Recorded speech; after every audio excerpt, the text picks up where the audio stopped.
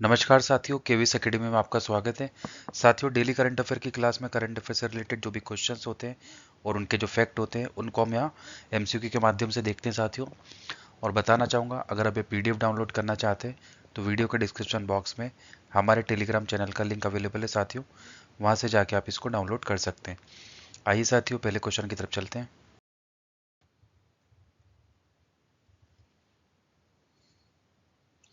2024 में प्रदर्शन के लिए आईसीसी महिला ODI cricketer of the year का खिताब किसको दिया गया है साथियों? आपके जो ऑप्शन है, लोरा वॉलवार्ट, ऑप्शन बी है साथियों टेमी ब्यूमॉन्ट, ऑप्शन सी स्मृति मंदाना या ऑप्शन डी हेले मैथ्यूज। तो साथियों, कमेंट सेक्शन में सही उत्तर देने की कोशिश करें कि 2024 के प्रदर्शन के लिए आईसीसी महिला ODI cricketer of the year का खिताब किसे दिया गया है। तो साथियों, यहाँ पे सही उत्तर है ऑप्शन सी स्मृति मंदाना। ठीक है साथियों, इन्हें 2024 के प्रदर्शन के लिए आईसीसी महिला ODI cricketer of the year का खिताब दिया गया है। ठीक है। भारत की सलामी बल्लेबाज और उपकप्तान स्मृति मंदाना को उनके असाधारण प्रदर्शन के लिए आईसीसी महिला ODI cricketer of the year 2024 चुना गया साथियों। ठीक है। आइए अगला क्वेश्चन देखते हैं। भारत में सेब की खेती में बदलाव लाने के लिए 2025 में पद्मश्री से किसे सम्मानित किया गया है। आपके जो ऑप्शन है साथियों, हरिमन शर्मा, एम एस स्वामीनाथन, सुभाष पालेकर या राजेंद्र सिंह। तो साथियों, यहाँ पे जो सही उत्तर है ऑप्शन ए है हरिमन शर्मा। ठीक है साथियों, तो उन्होंने भारत में सेब की खेती में बदलाव लाने के लिए पद्मश्री से सम्मानित किया गया है साथियों। ये उनकी इमेज है साथियों। हरिमन शर्मा को भारतीय कृषि में उनके क्रांतिकारी योगदान के लिए पद्मश्री से सम्मानित किया गया है। उन्होंने HRMN99 नामक एक स्व परागण वाली कम ठंडक देने वाली सेब की किस्म विकसित की गई साथियों। ठीक है, तो उन्होंने क्या किया साथियों, एक स्व परागण वाली कम ठंडक देने वाली सेब की किस्म विकसित की है साथियों। ठीक है। आइए अगला क्वेश्चन देखते हैं। आरबीआई 2025 में बैंकिंग प्रणाली में कुल कितनी धनराशि डालने की योजना बना रहा है। ऑप्शन ए है साथियों 1 lakh crore, option B 1.1 lakh crore, option C 2 lakh crore या ऑप्शन डी 1.5 लाख करोड़ रुपए साथियों। तो साथियों, यहाँ पे जो सही उत्तर है ऑप्शन बी है 1.1 लाख करोड़ रुपए। ठीक है। आइए इसके बारे में देखते हैं साथियों। आरबीआई ने प्रतिभूतियों के खुले बाजार खरीद, एक परिवर्तन दरों रेपो नीलामी और $5 बिलियन रुपया स्वेप नीलामी के माध्यम से बैंकिंग प्रणाली में 1.1 लाख करोड़ रुपए डालने की योजना की घोषणा की है साथियों। ठीक है। आइए नेक्स्ट क्वेश्चन देखते हैं। ऑस्ट्रेलियन ओपन 2025 का खिताब किस खिलाड़ी ने जीता है साथियों। तो साथियों, इसका जो सही उत्तर है ऑप्शन बी है यानिक सिनर। ठीक है। इसके बारे में देखते हैं साथियों कि दुनिया के नंबर 1 टेनिस खिलाड़ी यानिक सिनर ने लगातार दूसरी बार ऑस्ट्रेलियन ओपन का खिताब जीता है। ठीक है। इन्होंने फाइनल में जर्मनी के अलेक्जेंडर ज्वेरेव को सीधे 3 सेटों से हराया साथियों, जिसमें स्कोर 6-3, 7-6, 7-6, 4 और 6-3 रहा है। जनवरी 2025 को मेलबर्न में खेले गए फाइनल में सिनर ने बिना कोई ब्रेक पॉइंट गंवाए अपनी जीत को सुनिश्चित किया है साथियों। तो इसने किस खिलाड़ी को हराया साथियों, जर्मनी के खिलाड़ी को हराया है 3 सेटों से। ठीक है। आइए अगला क्वेश्चन देखते हैं। ICC emerging men's cricketer of the year का पुरस्कार किसने जीता है साथियों। आपके ऑप्शन है कामिंडू मैंडिस, यशस्वी जायसवाल, बेन डकेट या रिंकू सिंह। साथियों, कमेंट सेक्शन में सही उत्तर देने की कोशिश करें।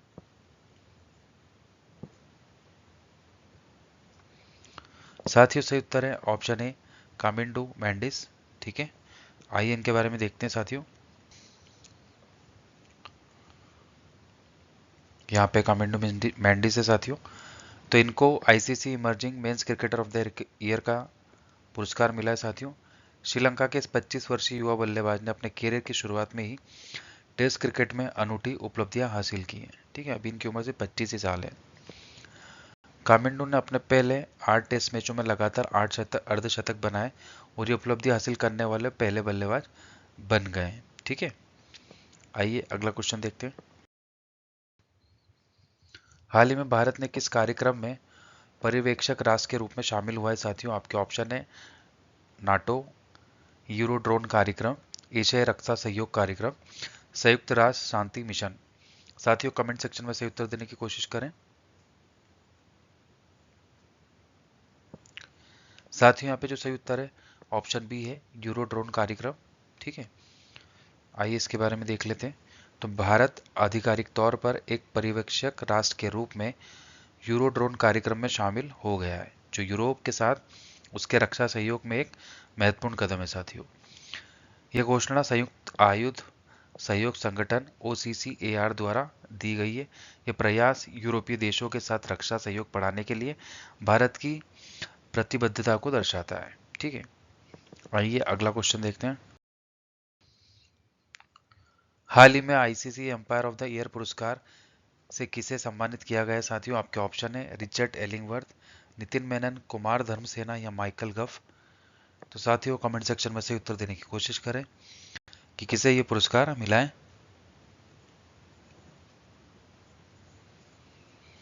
साथियों इसका जो सही उत्तर है ऑप्शन ए है, रिचर्ड एलिंगवर्थ। ठीक है, तो इन्हें ICC umpire of the year पुरस्कार से सम्मानित किया गया है साथियों। ये यहाँ पर रिचर्ड है साथियों। आइए इनके बारे में देखते हैं। तो रिचर्ड एलिंगबर्थ को चौथी बार 2024 के लिए ICC umpire of the year चुना गया है साथियों। ठीक है, यह सम्मान उन्हें 26 जनवरी को दिया गया है, जिससे ये उनके कैरियर में चौथी बार जब उन्होंने ये पुरस्कार जीता है। तो 4 टाइम साथियों ये पुरस्कार वो जीत चुके हैं, एम्पायर ऑफ द ईयर पुरस्कार। रिचर्ड एलिंगवर्थ ने अपने एम्पायरिंग कैरियर में कई महत्वपूर्ण मैचों में एम्पायरिंग की है। उनके निर्णय लेने की क्षमता की भी प्रशंसा की गई है। ठीक है, आइए अगला क्वेश्चन देखते हैं। Advance towed artillery gun system ATAGS किस संगठन द्वारा विकसित की गई है? तो साथियों पहला ऑप्शन है यहाँ पर रक्षा अनुसंधान एवं विकास संगठन DRDO। ऑप्शन बी है भारतीय अंतरिक्ष अनुसंधान संगठन इसरो। ऑप्शन सी है हिंदुस्तान एरोनॉटिक्स लिमिटेड हॉल, या option D Bharat dynamics limited BDL। तो साथियों यहाँ पे जो सही उत्तर है ऑप्शन ए है, DRDO द्वारा इसको विकसित किया गया है साथियों। ठीक है, आइए इसके बारे में देखते हैं। तो DRDO ने 76वें गणतंत्र दिवस के परेड के दौरान एटेक्स का प्रदर्शन किया साथियों। एटेक्स एक 155 mm 52 कैलिबर हार्वेस्टर है, जिसे DRDO द्वारा विकसित किया गया है साथियों। वो भी स्वदेशी रूप में इसको विकसित किया गया है, जिसकी रेंज है साथियों 48 किलोमीटर्स की। ठीक है, जो इसे दुनिया भर में सबसे लंबी दूरी की टोड आर्टिलरी सिस्टम में से एक बनाती है साथियों। ठीक है, यह अत्यधिक तापमान में काम कर सकता है और इसके 6x6 टोइंग प्लेटफॉर्म के कारण इसकी जो गतिशीलता है वो बहुत अधिक है साथियों।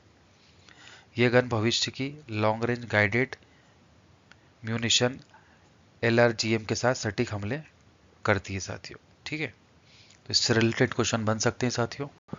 आइए अगला क्वेश्चन देखते हैं।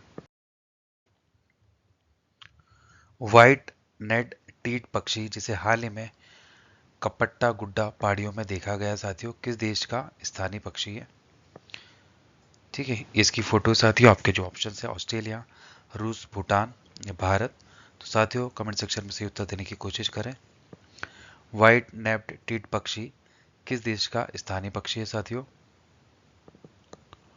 साथियों यहाँ पे जो सही उत्तर है ऑप्शन डी है, भारत में से देखा गया साथियों, और यहीं का ये स्थानिक पक्षी है। ठीक है, आइए इसके बारे में देखते हैं। हाल ही में उत्तरी कर्नाटक के कपट्टा गुड्डा पहाड़ियों में पहली बार सफेद गर्दन वाले टीट को देखा गया साथियों। इसे पाइट टीट या सफेद पंखों वाला टीट भी कहा जाता है, जिसका वैज्ञानिक नाम है मच लोलोफस नेचेलिस। ठीक है, क्या नाम है? मच लोलोफस नेचेलिस है। ये पक्षी भारत में स्थानिक है, जिसकी आबादी गुजरात, हरियाणा, राजस्थान, आंध्र प्रदेश, कर्नाटक, तमिलनाडु में है साथियों। ठीक है, तो यहाँ पर ये ज़्यादा पाए जाते हैं। यह सूखेदार कांटेदार झाड़ियों वाले जंगल में रहते हैं साथियों। सफ़ेद गर्दन वाले टीट को IUCN रेड लिस्ट में कमजोर के रूप में वर्गीकृत किया गया है। ठीक है, आइए अगला क्वेश्चन देखते हैं। हाल ही में कौन सा शहर भारतीय अंतर्देशीय जलमार्ग प्राधिकरण IWAI का छठा क्षेत्रीय कार्यालय बन गया है? साथियों, आपके ऑप्शन है भोपाल, वाराणसी, चेन्नई या गोरखपुर। साथियों, कमेंट सेक्शन में सही उत्तर देने की कोशिश करें।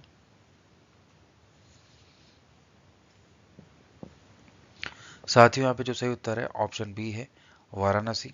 आइए इसके बारे में देखते हैं साथियों। भारतीय अंतर्देशीय जलमार्ग प्राधिकरण IWAI ने हाल ही में वाराणसी में एक नया क्षेत्रीय कार्यालय को स्थापित किया है साथियों। ठीक है, भारतीय अंतर्देशीय जलमार्ग प्राधिकरण अधिनियम 1985 के तहत स्थापित IWAI राष्ट्रीय जलमार्गों पर अंतर्देशीय जल परिवहन अवसंरचना के विकास रखरखाव पर ध्यान केंद्रित करता है। ठीक है साथियों, इसे बंदरगाह जहाजरानी जलमार्ग मंत्रालय से अनुदान मिलता है साथियों, जिसका मुख्यालय नोएडा उत्तर प्रदेश में।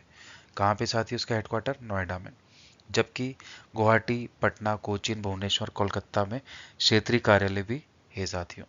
ठीक है, वाराणसी कार्यालय उत्तर प्रदेश में गंगा और उसकी सहायक नदियों पर विकास कार्यों की देखरेख करेगा, जिससे बेतवा, चंबल, गोमती जैसी नदियां शामिल हैं।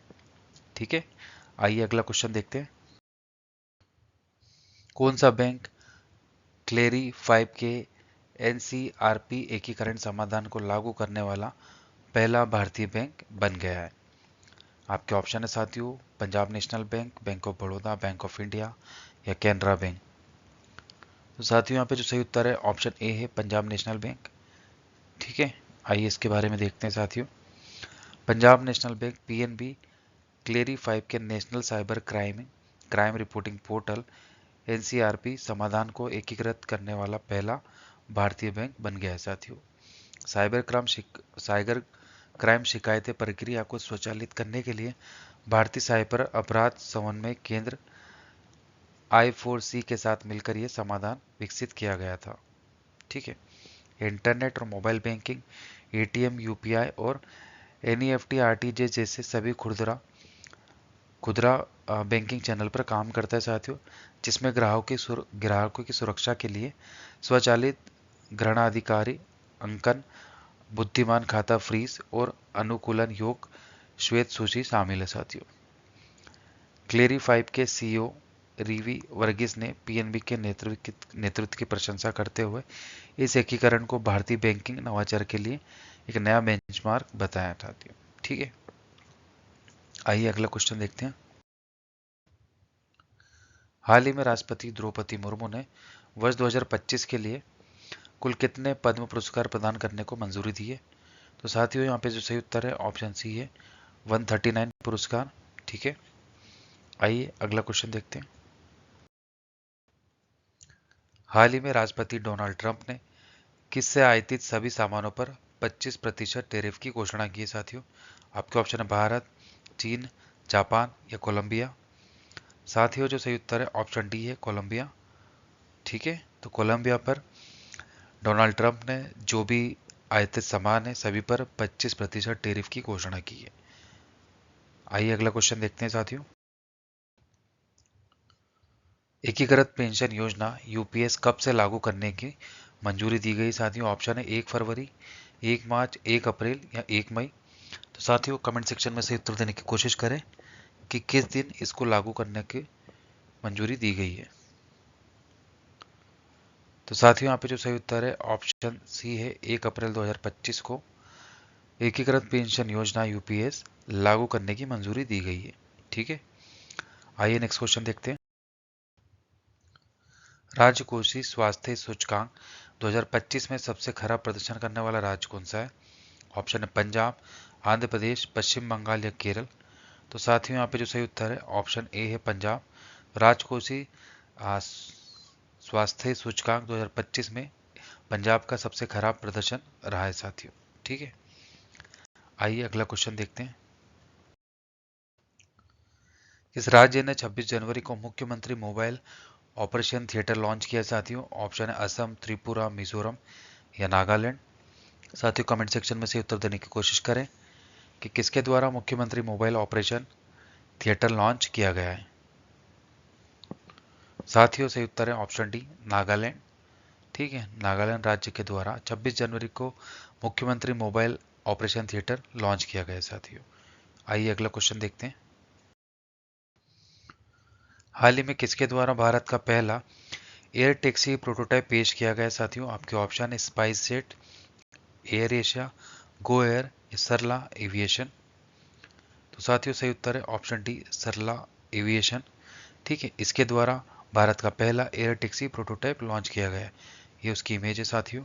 ठीक है, आइए नेक्स्ट क्वेश्चन देखते हैं। हाल ही में किसे मेरी लेबोन क्रिकेट क्लब का नया सदस्य चुना गया है साथियों? ऑप्शन है सचिन तेंदुलकर, सौरभ गांगुली, युवराज सिंह या जय शाह। साथियों सही उत्तर है ऑप्शन डी जय शाह।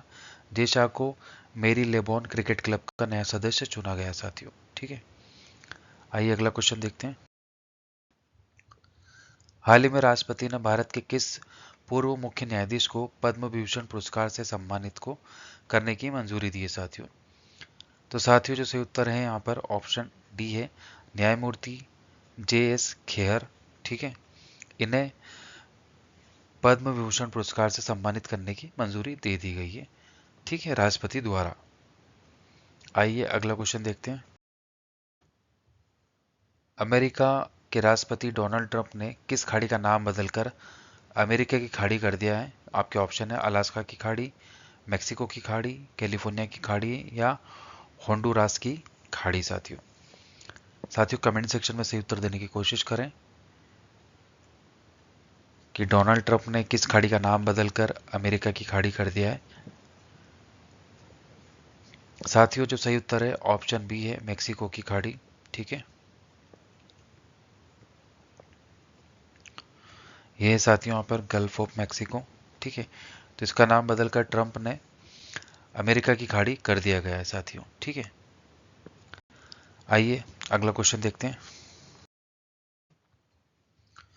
निम्नलिखित में से किसके द्वारा 27 जनवरी को राष्ट्रीय कैडेट कोर NCC को वार्षिक रैली को संबोधित किया गया है? आपके ऑप्शन है राष्ट्रपति द्रौपदी मुर्मू, प्रधानमंत्री नरेंद्र मोदी, रक्षा मंत्री राजनाथ सिंह या गृह मंत्री अमित शाह। साथियों कमेंट सेक्शन में सही उत्तर देने की कोशिश करें। तो साथियों सही उत्तर है ऑप्शन बी प्रधानमंत्री नरेंद्र मोदी। ठीक है, तो मोदी के द्वारा प्रधानमंत्री मोदी के द्वारा 27 जनवरी को NCC की वार्षिक रैली को संबोधित किया गया है। ठीक है, आइए नेक्स्ट क्वेश्चन देखते हैं। वाणिज्य मंत्रालय ने किस वर्ष तक भारतीय उत्पादों के लिए 10,000 भौगोलिक संकेत GI टैग का लक्ष्य निर्धारित किया है साथियों? तो साथियों जो लक्ष्य हमने रखा है वो 2030 तक का रखा है। ठीक है, कि भारतीय उत्पादों के लिए 10,000 भौगोलिक संकेत GI टैग का लक्ष्य हमने कितना रखा है? 2030 के लिए रखा है साथियों 10,000। ठीक है, GI टैग्स के लिए। आइए अगला क्वेश्चन देखते हैं। हाल ही में किस राज्य सरकार ने राज्य के 606 गांवों में 4 कल्याणकारी योजना शुरू की है? ऑप्शन है केरला, तमिलनाडु, तेलंगाना या कर्नाटक। तो साथियों यहाँ पे जो सही उत्तर है ऑप्शन सी है तेलंगाना। तेलंगाना राज्य सरकार ने राज्य के 606 गांवों में 4 कल्याणकारी योजना शुरू की है। ठीक है, नेक्स्ट क्वेश्चन देखते हैं। एक मिश्र धातु क्या है साथियों? आपके ऑप्शन है शुद्ध धातु, किसी भी अनुपात में धातुओं का मिश्रण, निश्चित अनुपात में धातुओं का मिश्रण या दो अधातुओं का मिश्रण। तो साथियों यहाँ पे जो सही उत्तर है ऑप्शन सी है निश्चित अनुपात में धातुओं का मिश्रण को ही हम एक मिश्र धातु कहते हैं। ठीक है, आइए नेक्स्ट क्वेश्चन देखते हैं। भारत के संविधान में फेडरल शब्द का प्रयोग कहाँ किया गया है साथियों? आपके जो ऑप्शन है प्रस्तावना में, भाग 3 में, अनुच्छेद 368 में या संविधान में कहीं नहीं। साथियों कमेंट सेक्शन में से उत्तर देने की कोशिश करें कि फेडरल शब्द का प्रयोग भारत के संविधान में कहाँ किया गया है। तो साथियों इसका जो सही उत्तर है ऑप्शन डी है संविधान में कहीं नहीं।